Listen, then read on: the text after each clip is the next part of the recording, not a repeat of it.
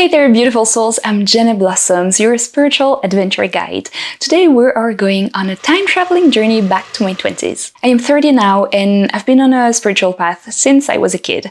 So my 20s were really a decade for exploring and accepting my intuitive and true self, and it wasn't always easy. In this video, I'll reveal some of the best lessons my 20s taught me. Spoiler alert, it involves swimming with wild dolphins, manifesting a soulmate, moving to the other side of the world, and speaking on stage in front of a lot of people. These lessons transformed my life. They took me from being scared and lost and having a hard time accepting who I was to really finding my place in this world, and most importantly, how I can help you do the same. So if you're ready to unlock some spiritual gems, keep watching, because if there's one thing that my 20s taught me, is that the universe has a sense of humor and that the best is yet to come. Let's embark on this journey together, and who knows, you may find a little bit of your story in mine. The first lesson is this one. Your intuition will take you to places way outside of your comfort zone, and you will grow so much from it. Your intuition's like your soul's GPS. It may take you on a wild ride, like starting a YouTube channel, or hop on stage to talk about your intuitive path when you're 22, just like me. And sometimes, yes, it feels like a blind date with destiny. But let me tell you something. My intuition led me to do incredible things that I was very afraid to do.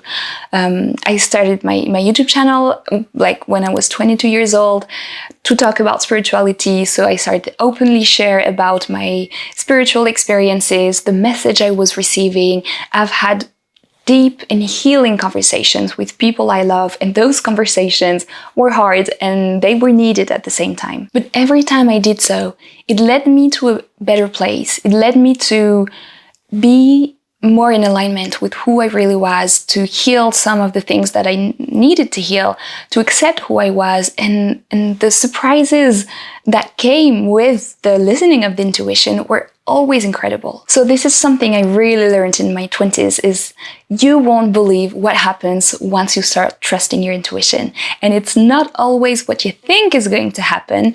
It's generally different and better. The second one is the feeling you have on people is to be trusted. Now, have you ever met someone that talks the spiritual talk, but doesn't really walk the walk? It was something that was hard to learn, I think, for me in my 20s, because I've been evolving in this field for quite some time now, and I've met some people who have the vocabulary, who wear crystals, who seem like they are good people, open-hearted people, but it's not always the case.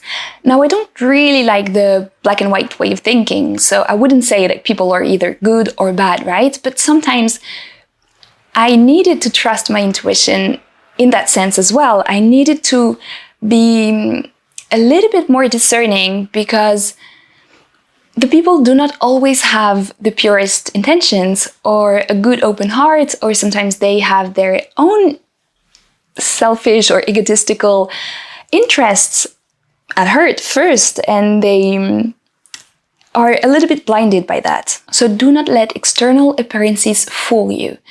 Now, I'm not saying you have to judge a book by its cover, because I'd rather learn to know the person and feel what's behind what I'm seeing from this person. But it is something that was a little bit hard for me sometimes to learn. For example, I've been invited to some spiritual events, or I've had propositions made to me. And sometimes, the appearance of the proposition is really appealing and the people seem nice, and it's not always the case. Sometimes my first intuition was to stay distant from the person or the opportunity or the event, and it turned out generally that I understood why later on. So this is something I really learned, and I'm still trying to learn in my 30s. I think I still have to explore that and to affirm a little bit more my discernment, but I hope this is a lesson that can help you. The third one is the power of manifestation, positive thinking, and opening your field of possibilities. Now, I know that this is something that everybody talks about, but let me share my personal view on that. Manifestation is a little bit like ordering from the universe's menu, right? You'll be like, oh, I'll have for today's lunch, I'll have a beautiful career with the side of soulmate and bestseller books and swimming with wild dolphins in Hawaii, for example. It was something that I did.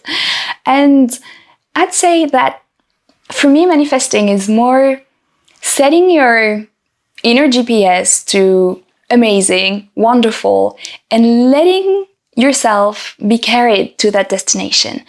I think it's amazing to have like goals and to know what you want to manifest, but always be open to what life will offer you. Set a direction, set a feeling, set a beautiful intention, but let the universe be your chauffeur to that amazing place that you want to be. And so in my 20s, I really got to understand how the power of my thoughts worked, because I manifested things that are beyond my wildest dreams.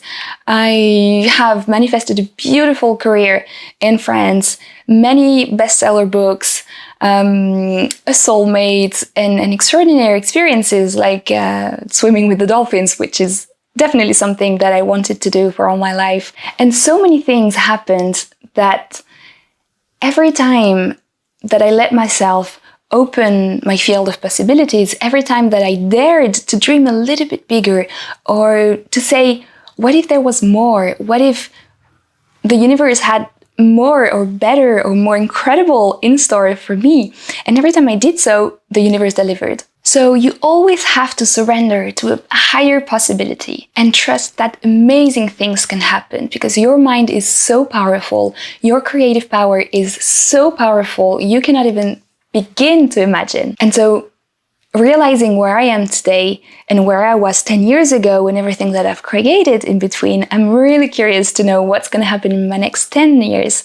And maybe you also have extraordinary things that you have manifested once you started opening your field of possibilities. I'd be curious. If so, you can let me know in the comments. I'd be happy to read them. Another lesson that was so important for me was learning to let go and trust in the flow of things and in the universe. Now, letting go will do you way more good than trying to control everything. I think by now you know that. But I could have never imagined where I am right now, what my life looks like right now, if I had not surrendered a little bit. For example, I was guided to move to Italy and then to Spain, and recently with my husband we sold everything we owned and were nomads for a bit, and now we live in Thailand. So this was never something I could have predicted before. And yes, it does feel sometimes like jumping off a cliff without a parachute. But guess what? I really learned in my 20s that the universe has our back. Because every time you are listening to that inner voice, when it comes, every time you are daring to do something different or taking that leap of faith, you will meet extraordinary people, you will receive transformative lessons, you will get to experience things that you could have never imagined. But all of this can happen only if you let yourself surrender to the wisdom of life and if you dare to have a little bit of faith in it. And so looking back to some of the things that I have experienced, for example, moving to those countries, or meeting my husband, or making money in my career, a lot of those things, they involved, yes, a little bit of goal setting or intentions, but more so a lot of surrendering. Every time there was a subtle, gentle invitation that life was offering to me, and I said yes. And I tried to open my mind and see what was behind it. And so I really believe that the universe has so many unforeseen blessings and beautiful insights in store for you, but you can only access them if you trust it a little bit and if you learn to let go. The fifth lesson is this one. You are way more powerful than you think you are. Let me explain a little bit. So some spiritual experiences that I've had during my 20s, being a very open and psychic person, they made me realize how much bigger we are, how long of a story we have as a soul, all the soul memories that we have, and how this life is just a little chapter in the journey of our lives, of really our soul journey. And we can remember that we are much bigger, much brighter, much wiser than we think we are. And those experiences, or this remembrance that you may have sometimes, will help you take a step back from your life. And when that happens, you really get the feeling, oh wow, I didn't know I could do that. I've been guided to do some very powerful energy works in my life, which is not always something I talk about, but when you have those experiences, or if you've ever had something similar, an out-of-body experience, a near-death experience, or even working with some plant medicine, sometimes you can have that sorts of experiences, you will realize how the vision you have of yourself, of your identity, of your incarnated self is very small, and who you really are, your true essence, your authentic being is just so much more powerful. Your creative power is more powerful. Your gifts and your light is bigger than you think it is. And once you start reconnecting with this, it gives you not a sense of I'm better than everyone else, not at all, but rather a sense of, oh, I remember who I really am. I remember that I come from far away, and there are still so many aspects of who I am that I have not unveiled yet. So this is a beautiful lesson that I still cherish, and I think about it often. Every time I get to do some spiritual work, it is a beautiful remembrance to have, to keep in your heart. The sixth lesson that I learned during my 20s is the importance of self-care and self-love. Now, I was always someone who had a very hard time accepting the incarnated material side of life. When I was a kid, my dream was to be fed through an IV. It was to just be in my own world, stay a spiritual being, and I had a very hard time accepting matter, accepting the density of this life. And it was a journey, but during my 20s, I really got to understand that accepting the beautiful density of Earth, the importance of this incarnation is just extraordinary. And self-care can be a little bit like a spa for the soul. You can see it like this. You sometimes need to restore, to recharge, especially if, like me, you're a very sensitive being, very open to energies, and yeah, you need to take care of your earthly suit. You really need to maintain it in a very healthy shape, not just for like appearances, not at all. But remember that a happy body makes for a happy spirit. And it's not just about like bubble bath and green smoothies, right? It's really about how you can take care of yourself as a whole, mentally, emotionally, physically, by eating healthy food, by having good relationships, by moving your body, because this will support, first of all, your mental journey, your mental world, your inner world, but as a spiritual person, it will really help you be grounded, first of all, and manage that sensitivity. It will help you have a pure, clearer energy that you can give out to the world. And because you do a lot of work that's quite invisible, in the sense that it's energetic,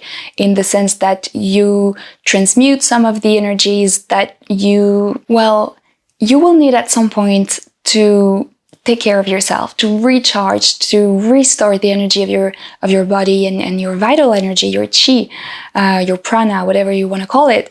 And so it was really hard for me to accept to do self-care and to take that time to really nourish who I am, because I felt like I was not being active, I was not serving the world.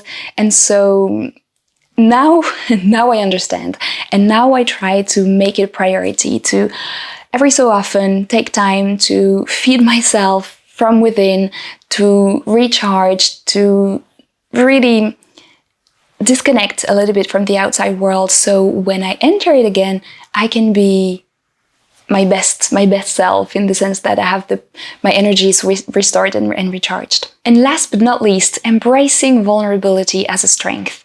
Now, it wasn't always easy for me to accept my intuitive self, my very sensitive self, and even my fears, my doubts, my emotions. And I grew up in the suburbs of Paris, France, and it was not always easy. I had sometimes to be strong, not to be bullied.